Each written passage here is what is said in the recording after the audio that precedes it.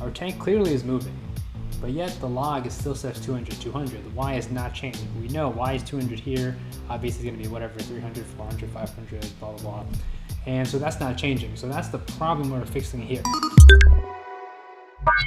Welcome back to Arcade. I am Super Tommy. Now, in this video, we're going to look at syncing data back from Matter.js into our Phaser 3 Matter sprite. Now, before we do that, if you enjoy our ECS and Phaser 3 videos, be sure to like and subscribe for more videos on Phaser 3 and ECS. It is also the best way to support the channel.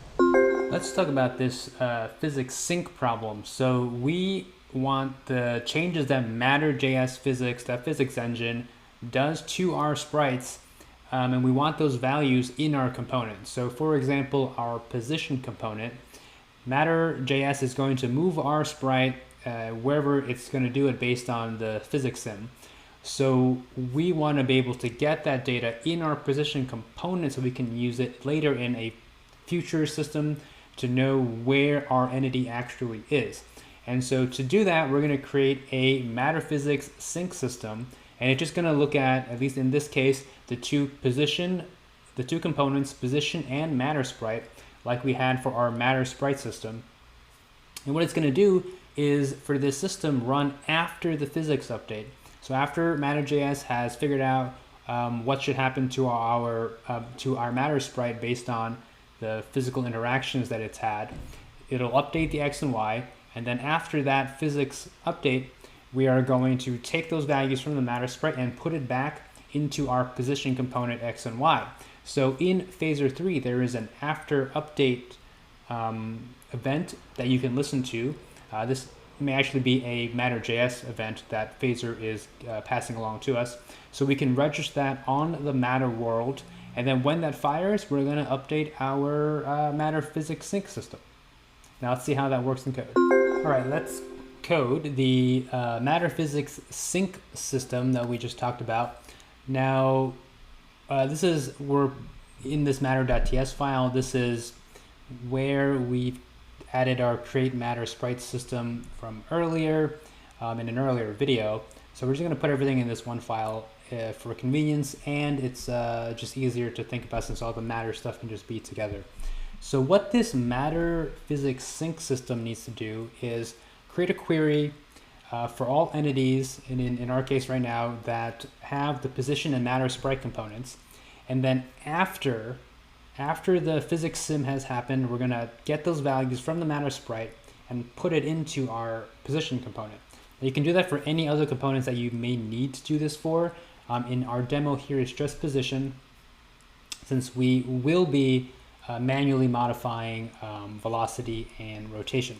But there could be other properties that you're going to want to sync back into a component depending on what you're doing in your game. So it'll be the same basic premise here. So let's create this query. So const query, and we're going to do define query. This is from bitECS. And the components we want is position and Matter sprite. And we're going to do entities here by calling query, passing in the world. This will give us an array of all the entity IDs that match this query of having an entity having position and Matter sprite components. Now let's for loop over these guys. I less than entities dot length plus plus I. So we're not going to worry here about where the system is being called. All the system is going to care about is we're going to take a value from a Matter sprite. So let's do this. First we need to get the ID. So const ID, that's entities I. We're going to get the sprite that we've created for this entity, get ID. Now there's always a chance that something bad happened and we don't have a Matter sprite for this entity. It really shouldn't happen, but it can happen, possibly. So we'll just say if not sprite, we are going to continue. We're just going to skip this entity. We don't know what happened, it has no sprite. It has no sprite. So after that, we can guarantee that we do have a sprite. And so what we want to do is put the sprite's X position into our component's X into the array entry for our entity's position, for entity's X position. That was a mouthful. So the code is going to be simpler to understand. So sprite.x, and then position.y ID is going to be sprite.y. What's going to happen is Matter is going to simulate whatever it's going to simulate, and it's going to have moved our entity. We want to know what that new position is in our position component if we're going to need to operate on that number later. So what we're doing here is for the entities X position and Y position for our component, we're going to put back the value that Matter has changed on our Matter sprite. So that's syncing the value back from the physics sim into our components. So let's, we've created this. This is good, I'm pretty sure. Let's now go into our scene and create the system. This is where it gets a little more complex. So we don't want to add it to our main pipeline here, because this is going to be, this is going to happen before Matter Physics runs its simulation. Now, if you do put it here, things will basically kind of work, but you may be off by 1 frame.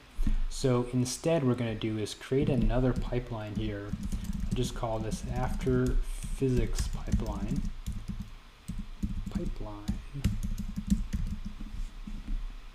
And it's also going to be world, my world, void. And so what we're going to do in init, we're going to register for the after update event on the Matter Physics world. So if we do this .matter.world.on, now we can do after update as a string or just use Phaser's constant values here. Now if I remember where it is, physics.matter.events.after update. Okay, so that's the one we want, and let's put it in here. And so we want if this dot after physics pipeline. So if we don't have this pipeline created for whatever reason, I'm going to do nothing. Otherwise, we're going to run this after physics pipeline, and it's going to want the world. So we actually should check or not this dot world here. Great. So that's the basic setup here for calling something after physics updates. So now let's create our physics, our pipeline down here, our after physics pipeline. Very similar to how we create a pipeline above.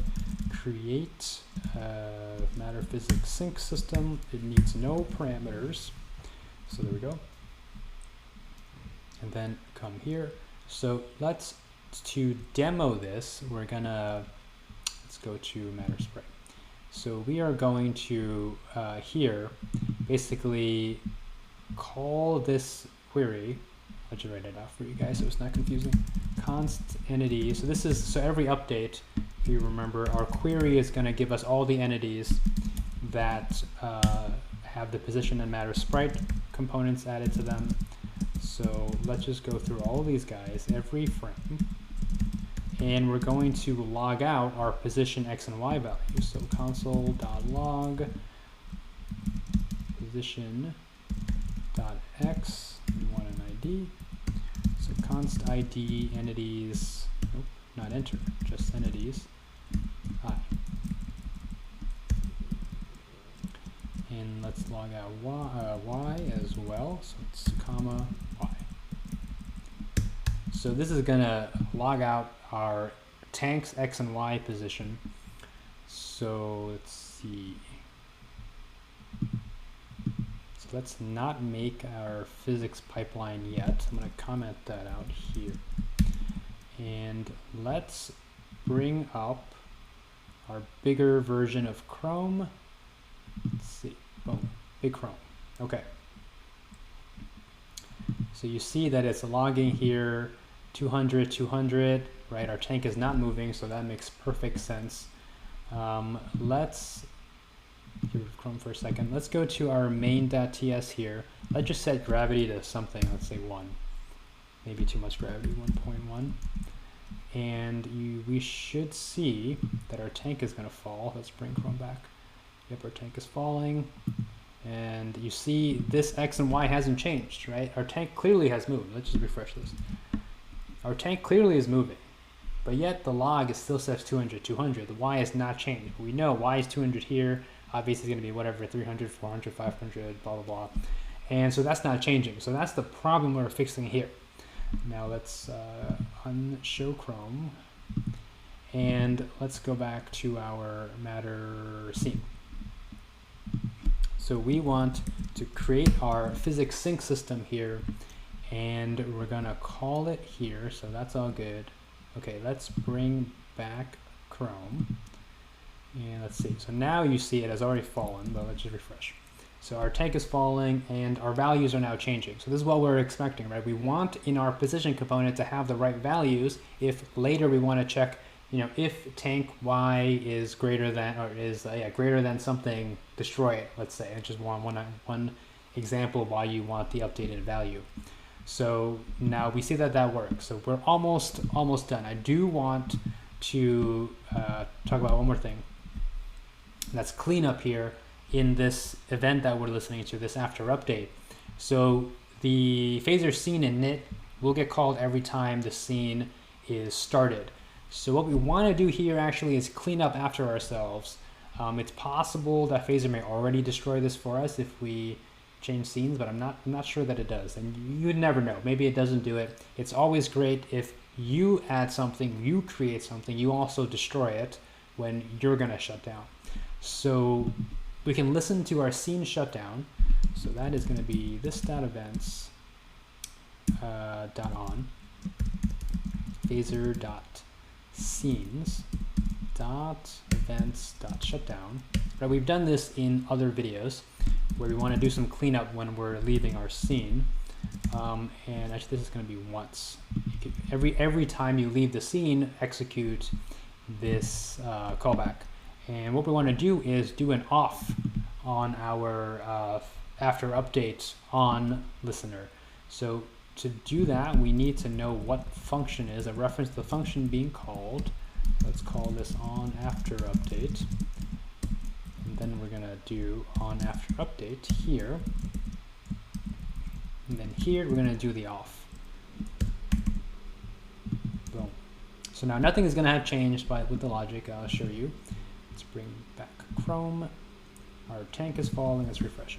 Our tank is falling and we're still logging out the right values, right? The Y is increasing. But if you were to leave this scene now, it will actually clean up properly. All right, so that's how we can make sure that our physics, our components can have the right values after Matter.js simulates the physics changes, so that we can use the correct data when we want to do something new to our entities. So that's it for this video. If you enjoyed this video, be sure to hit like and subscribe for more videos on making games with Phaser 3, Matter.js, the entity component system, and other web technologies.